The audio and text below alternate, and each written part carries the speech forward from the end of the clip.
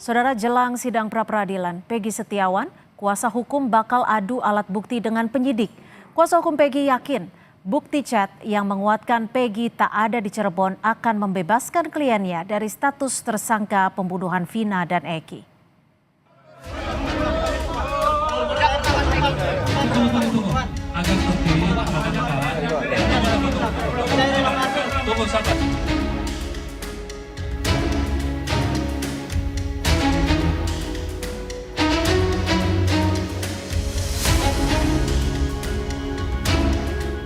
Peggy Setiawan, tersangka kasus pembunuhan Vina dan Eki di Cirebon, Jawa Barat, akan menghadapi sidang pra-peradilan pada 24 Juni 2024 mendatang. Sejumlah alat bukti telah disiapkan tim kuasa hukum Peggy untuk meyakinkan hakim bahwa jika prosedur penahanan serta status tersangka yang ditetapkan terhadap kliennya tidak tepat.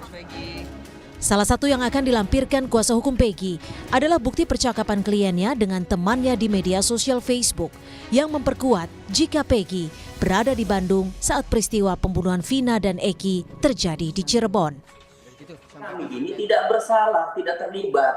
Apa buktinya yang kami tidak terlibat? Tentu kami sampaikanlah beberapa dalam posita itu dari keterangan saksi-saksi yang kami punya bahwa memang Peggy Setiawan berada di Bandung. Tinggal nanti penyidik yang akan membuktikan, akan menunjukkan alat buktinya kepada hakim tunggal itu, apa alat buktinya sehingga klien kami ditetapkan sebagai tersangka. Jadi baik keterangan saksi maupun chat ya, itu menjadi alasan kami ya, klien kami itu tidak terlibat, tidak berada di TKP.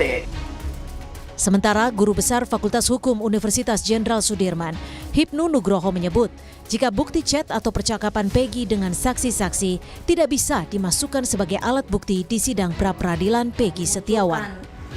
Hipnu menilai pra-peradilan tidak menangani pokok perkara. Menurutnya, pra-peradilan akan menilai ada tidaknya prosedur penetapan sebagai tersangka yang terlewati oleh polisi. Peradilan itu kontrol, Mbak. Kontrol tentang suatu penetapan upaya paksa.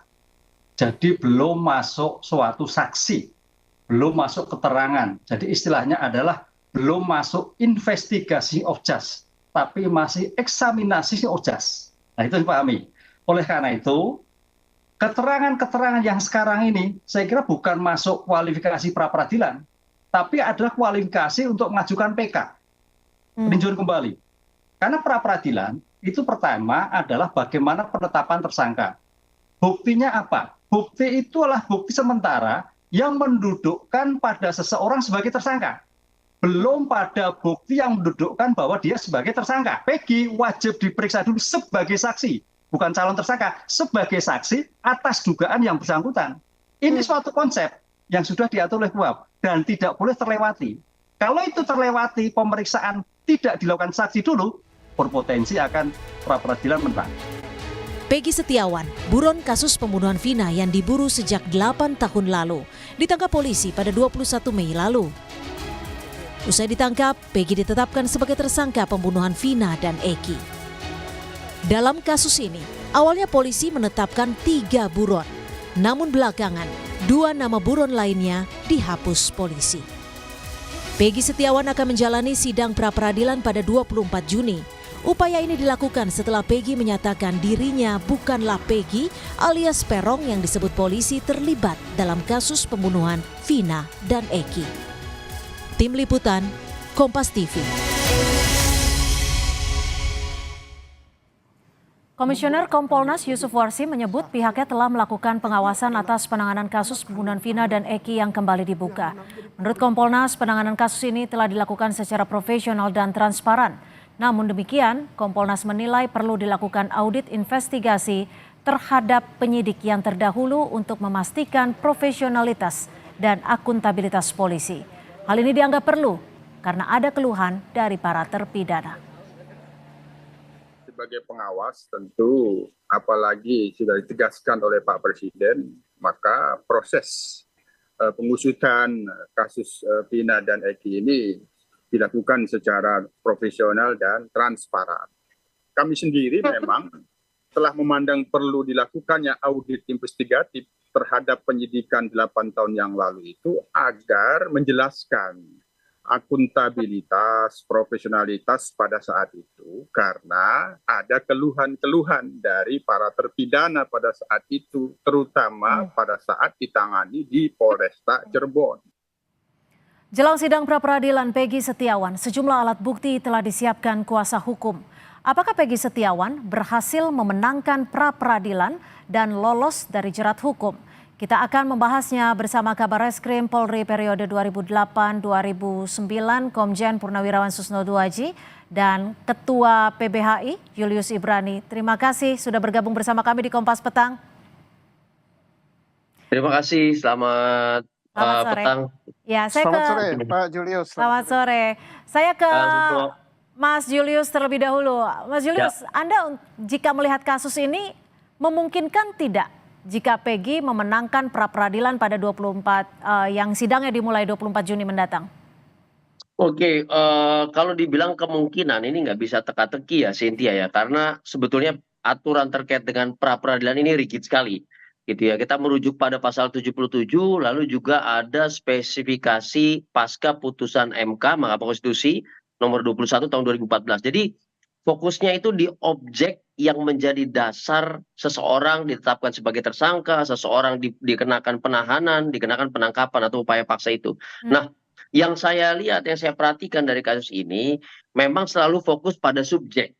Gitu. Jadi bagaimana caranya subjek ini dicari alat buktinya agar bisa kuat penetapan tersangka dan upaya paksa lainnya, penangkapan penahanan. Nah, upaya peradilan yang harusnya diajukan ini sebetulnya upaya untuk melakukan challenge terhadap dasar penetapan tersangkanya. Nah, ini yang belum terungkap sampai saat ini juga belum terbuka terang benderang secara luas ke masyarakat. Apakah penetapan tersangkanya ini didasari oleh alat-alat bukti yang cukup? Jadi dari sini saja peluangnya sudah terbuka untuk mengajukan pra-peradilan. Terlebih lagi misalnya alat buktinya hanya dari satu sisi pihak penyidik saja dan berupa keterangan orang-orang saja tanpa dikuatkan model alat bukti yang lain gitu. Nah, ini tentu ada human error, ada apa dan segala macam sehingga peluang itu terbuka lebar. Jadi kalau kita bicara kemungkinan dari segi asumsi bahwa objek ini adalah keterangan-keterangan dari personal, maka tentu ada peluang untuk mengajukan pra-peradilan. Tapi tadi saya katakan perlu ada objek yang lebih kuat dari sekedar keterangan personal saksi-saksi yang kita tahu banyak distraksinya sejak pemeriksaan pertama gitu.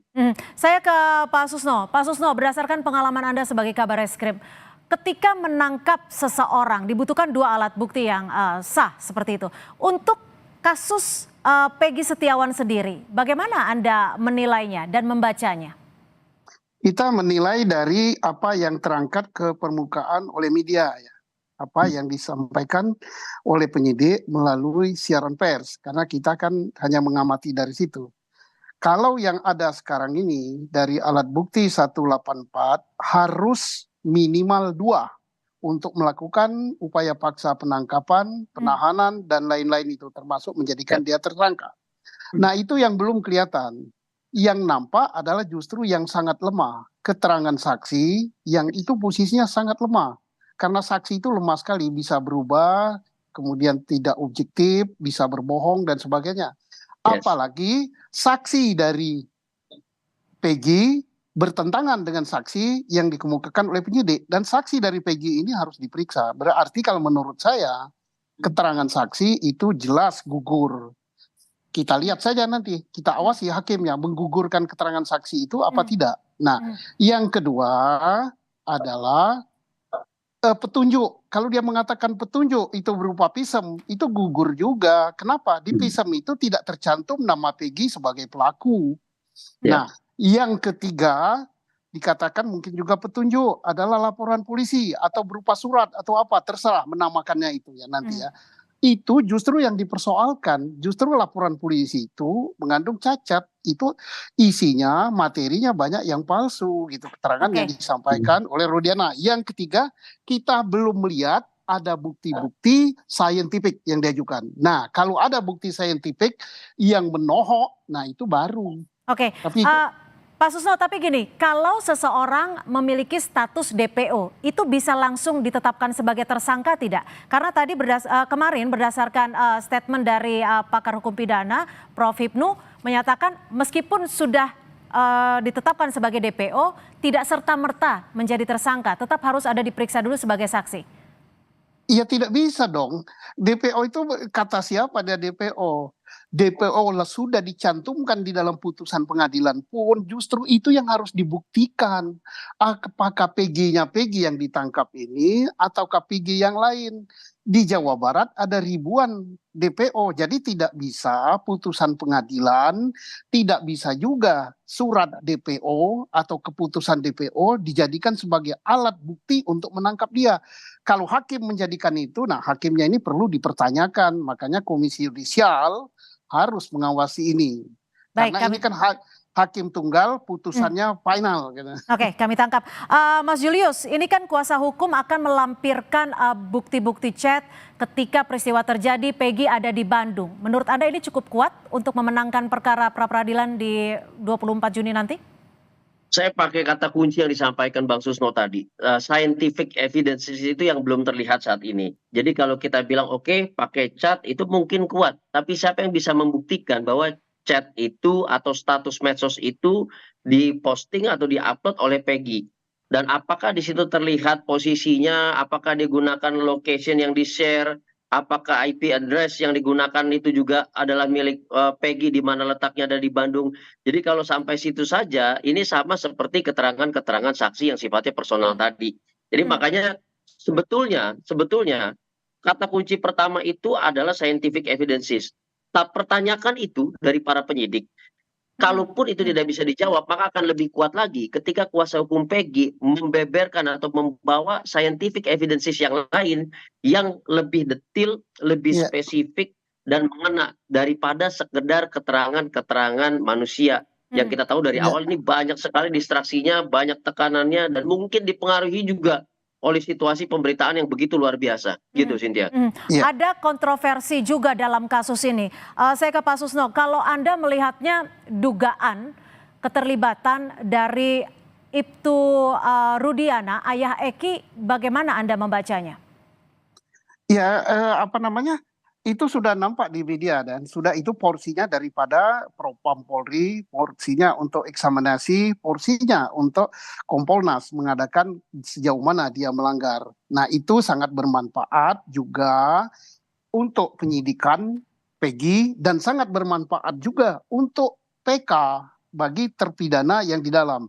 Tetapi apapun juga di dalam pra-peradilan ini yang harus bekerja keras itu adalah penyidik. Karena yang harus membuktikan itu penyidik.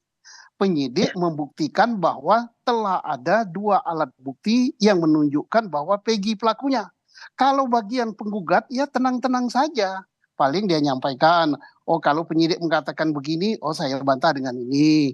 Kalau itu saya bantah dengan ini. Jadi yang kerja keras itu adalah penyidik. Iya. Karena penyidik harus betul-betul membuktikan, oh ini ada keterangan ahli berupa pisem, nanti dijawab oleh si penggugat. Apakah di pisem itu ada nama Peggy? Tidak. Oh ini ada laporan polisi, apakah ada nama Peggy? Oh tidak. Oh ini ada putusan pengadilan yang sudah inkrah. Di situ kan Peggy sebagai DPO. Apakah Peggy yang ditangkap ini? Justru itu yang harus dibuktikan. Oke.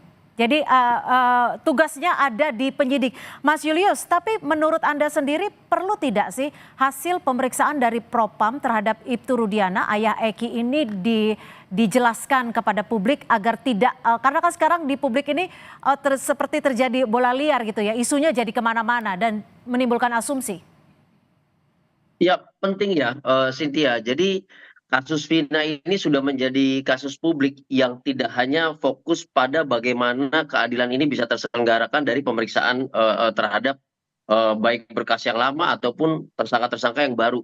Tetapi penting juga sebetulnya untuk memberikan edukasi kepada publik terkait dengan apa saja sih forum-forum pemeriksaan pengawasan yang mempengaruhi pemeriksaan dugaan tindak pidana intinya kan gitu yang utama siapa saja instansi-instansinya, ada Propam kah di situ, ada Kompolnas kah di situ, ada Komisi Yudisial kah dan yang lain. Nah, ini penting dijelaskan agar publik sama-sama mengawasi. Itu yang pertama. Yang kedua, sisi edukasinya juga supaya publik tidak terkecoh dengan berbagai macam distraksi pendapat A, pendapat B, pendapat C. Sebanyak-banyaknya penjelasan dari instansi yang relevan dan berwenang, maka pendapat publik tidak akan menjadi liar dan justru akan semakin solid. Tapi penting juga bukan hanya hasilnya Cynthia yang disampaikan kepada publik, tapi bagaimana Propam melakukan pemeriksaannya itu juga harus disampaikan kepada publik.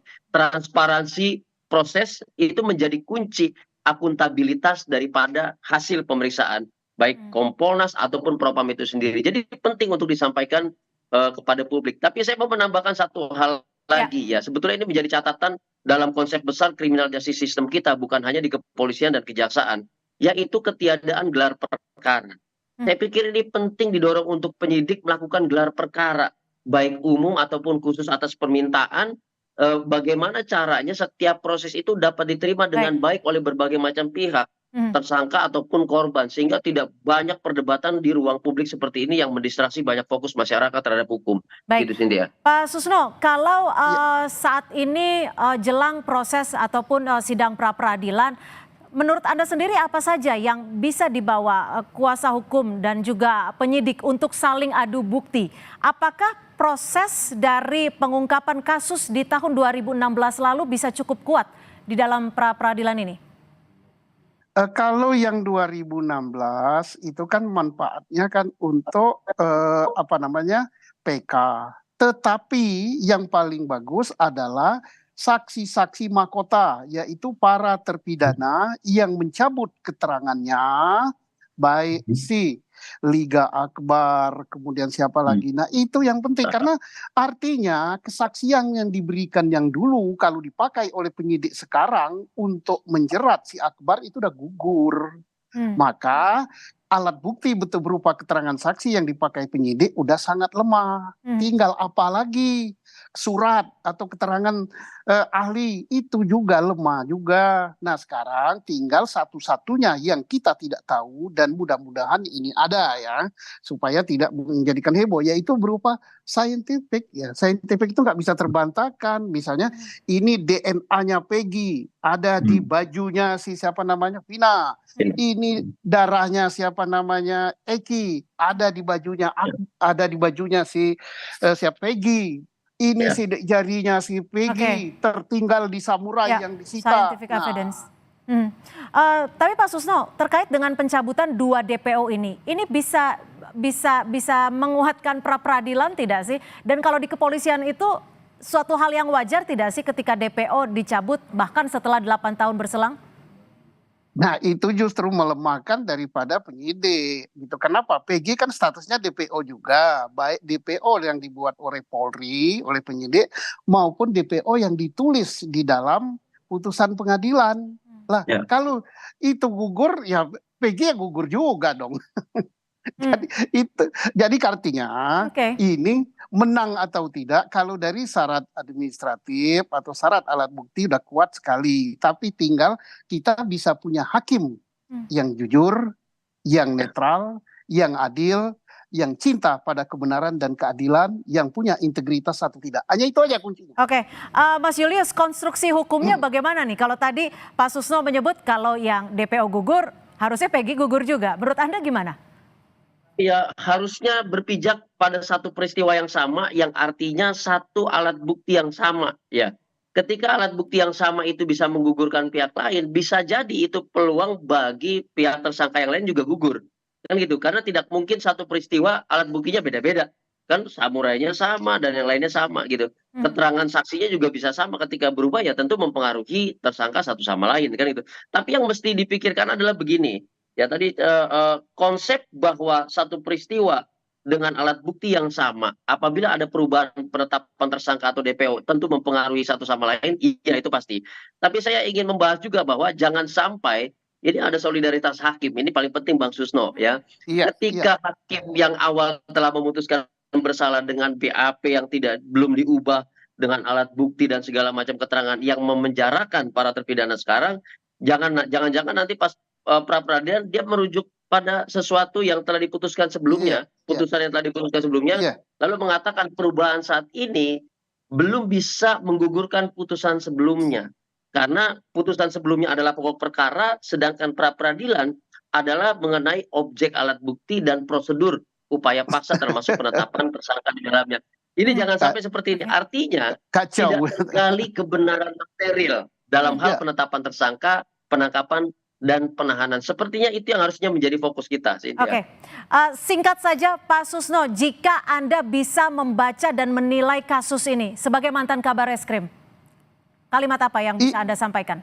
Singkat saja. Iya, kalimat saya adalah kejujuran aparat penegak hukum bahwa dia cinta keadilan dan kebenaran. Itu saja. Hakimnya mari rakyat Indonesia mengawasi hakimnya. Dah.